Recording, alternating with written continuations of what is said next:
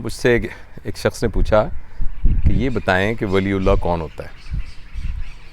यानी वली का मतलब दोस्त, अल्लाह का दोस्त। तो यूँ तो कुरान में आयत है जिसमें वली की डेफिनेशन है और बहुत से और तरीक़ों से बताया जाता है। मुझे एक अपना एक पेशेंट याद आया जो कि पिछले दिनों मेरे पास आया। उनको शुगर थी और शुगर की वजह से उनका पैर का ज़ख़म ख़राब हुआ और उनकी एक टांग जो है वो काटनी पड़ी। तो ये पहले से कटी हुई थी। अब वो दोबारा आए जिसमें शुगर के अलावा उनको खून की शरीयानों की एक बीमारी हुई जिसमें खून का एक लोथड़ा आके टांग की शरीयान के अंदर फंस जाता है और जिसकी वजह से उनका पैर काला होना शुरू हो गया और ये फ़ैसला हुआ कि ये वाली टांग भी काटनी होगी। तो वो सारा वर्कअप मेरी टीम ने किया हुआ था, मेरे जूनियर डॉक्टर्स ने, और उनको एडमिट किया हुआ था। तो मैं जब उनको विज़िट करने गया तो ऑब्वियसली बच्चों ने अभी उनको बताया नहीं था कि एम्पुटेशन करनी है, टांग काटनी है। तो मुझे वो काउंसलिंग भी करनी थी। तो मैं जाके उनसे तारुफ़ किया। वो एक 55 साल के आदमी, एक बहुत ही नफीस सी सादा खातून, उनकी बेगम साहबा साथ, और एक 3-4 साल का बच्चा साथ था। तो मैंने उनको बताया, उनसे पूछा कि भाई आपको पता है कि आपको क्या बीमारी है और ये क्या मसला है। तो एक हमारा रूल है हमेशा कि जब भी किसी को कोई बैड न्यूज़ ब्रेक करते हैं तो हम सबसे पहले मरीज़ से पूछते हैं कि उसको उसके बारे में क्या पता है, क्योंकि कई दफ़ा मरीज़ को पहले ही पता होता है।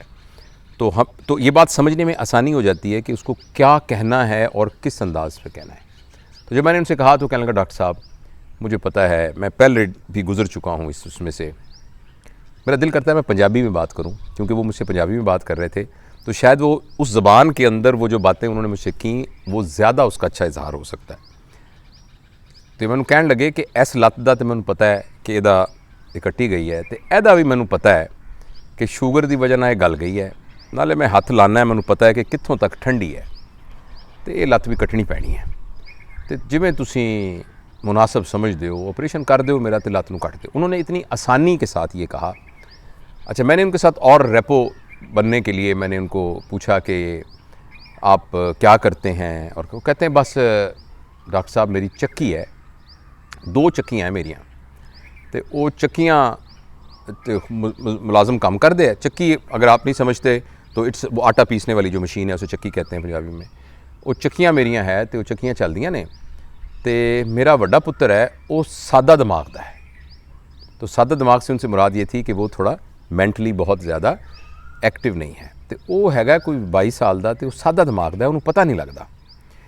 तो दूजा मेरा आ पुत्र है 3 साल का, आ बच्चा, बस होर मेरी कोई औलाद नहीं। तो वो बस मैं शीशे लवाए हुए है, उधरों परले पासों नज़र नहीं आता, इधरों आता है। तो वो मजदूर काम करते रहते तो गुजारा होंदा रहता है। तो बाकी एनी उम्र लंघ गई, जिन्नी लंघनी सी लंघ गई, हुण थोड़ी जी उम्र रह गई है। अल्लाह का बड़ा शुक्र है, सारी जिंदगी लत्तां दे नाल तुरदे रहे हैं, भजे फिरदे रहे हैं। हुण चलो अगर लत्त नहीं भी हैगी तो कोई जो मर्जी ओदी मालक दी।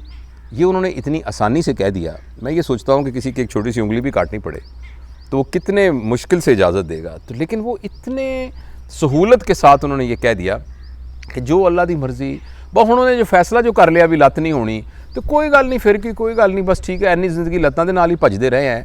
तो बाकी मैंने किसी ने दसिया मसनूई लत्त भी लग जाती है, लग गई तो ठीक, नहीं लग गई। अच्छा, उसके बाद मेरा उनके साथ एक अच्छा डेवलप, मैं कहा बड़े अच्छे आदमी हैं फलाना। जब उनका मैं ऑपरेट करने लगा, और ये इनफैक्ट आज ही की बात है, आज ही ऑपरेशन थिएटर की बात है, मॉर्निंग में, और मैंने उनसे थोड़ी सी और बात की। वो उनको चूँकि स्पाइनल में करना था, मरीज़ जाग ही रहा होता है, तो मुझे बताने लगे कि बस डॉक्टर साहब मसला ये है कि ए दुनिया दे विच ना थोड़ी देर वास्ते सानू भेजिया भी भज नठ लो, दौड़ दूड़ लो, जो कुछ करना कर कुर लो, उस तो बाद एकदम टाइम आ जाएगा। तो जे तो बंदे दे पुत्र की तरह इत्थों रहे तो अल्लाह मियाँ कहेगा आजा आजा, आ गया आजा आजा, बह जा मेरे कोल, बह जा, आजा कोल आके बह जा, आ गया तू, हुण आ गया, बह जा, आजा। तो जे बंदा इत्थे कोई गड़बड़ करता रहा तो पता नहीं उत्थे की सलूक होएगा। अच्छा, मैं पूछा कि तुसीं स्कूल कितना पढ़े हो? तो कहने लगे कि हाँ स्कूल मैं गया सी, 5वीं 6वीं तक पढ़िया सी। इसके अलावा और भी उन्होंने बहुत सी बातें की। उन तमाम बातों के अंदर वो जो भी बात करते थे उसके एंड में पॉजिटिविटी आती थी। और एक ऐसा शख्स जो कि शुगर के मर्ज़ में मुब्तला हो और उसकी दूसरी टांग कटने जा रही है और ऑपरेशन टेबल पर बैठा हो, और वो कोई भी बात नेगेटिव ना करे और हर बात में ही शुक्र करे। मुझे बहुत सारी बातें भूल गई हैं जो कि इतने स्पॉन्टेनियस फ़िक्रे इस 2 दिन के अंदर मैंने उनसे सुने कि जिसमें उन्होंने हमेशा पॉजिटिव बात की। मसलन उन्होंने कहा भाई जो डॉक्टर साहब मेरे को थोड़े जे पैसे हो गए तो मैं 4 दुकानां होर ले लियां। तो मैं कहा दुकानां कौन चलाता है? नहीं वो मैं किराए करूए ते नहीं दिंदा, उत्थे लोग होंदे ने ना तो उन्हां दा कोई कारोबार वगैरह नहीं चलदा, तो मैं उन्होंने कहना है कि चल यार एक मेरी दुकान खोल लै तो लैके तू अपना कारोबार चला दे। मैं कहा किराए तो देंदे होगे? कहते नहीं किराए करूए तो की देना, वो बेचारे किसी का कारोबार नहीं चलता। मैं कहना चलो मेरी दुकान की हिफाजत रहेगी तो वह किराया हो जाएगा। पता लगा कि उनकी 4 दुकानें हैं जो उन्होंने ऐसे लोगों को दी हुई है इसलिए कि वो अपने बिज़नेस को इकट्ठा कर सकें। वो किसी यूनिवर्सिटी में नहीं पढ़े हुए, किसी जगह पर उन्होंने वो नहीं किया, लेकिन उनके अंदर एक ऐसी सलीमुल फितरत तबीयत थी।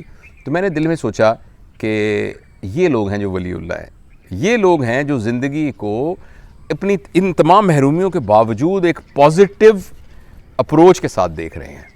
तो ये मैं आपके साथ शेयर करना चाहता था कि इंसान अपनी महरूमियों के साथ, जिस्मानी कमज़ोरियों के साथ भी, माली नाआसूदगी के साथ भी, और कुछ और चीज़ें जो ज़िंदगी में कम रह जाएं, उन सारों के बावजूद भी अगर चाहे तो अपनी ज़िंदगी को मस्बत सोच के साथ गुजार सकता है।